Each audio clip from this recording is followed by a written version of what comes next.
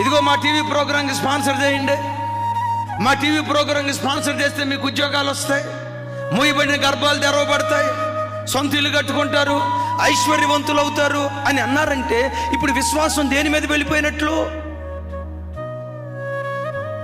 అయ్యో చెప్పాలి. కొంతమంది ఇళ్ళకెళ్తే షోకేజులో పెట్టుకొని ఉంటారు అయ్యొక విగ్రహాలు, అయ్యొక విగ్రహాలు, అయ్యొక విగ్రహాలు. దేవుని పరిచర్యకి కూడదా? ఇవ్వాలి. ఎందుకో తెలుసా? యేసయ్య నీ రక్షణ కొరకు ప్రాణం పెట్టాడు.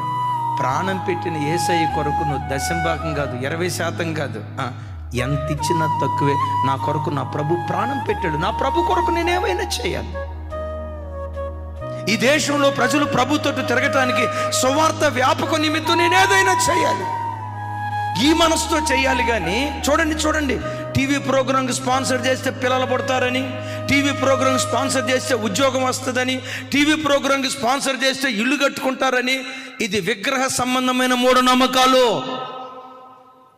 ఇప్పుడు ప్రజల నమ్మకం ఎటువైపు వెళ్తుంది?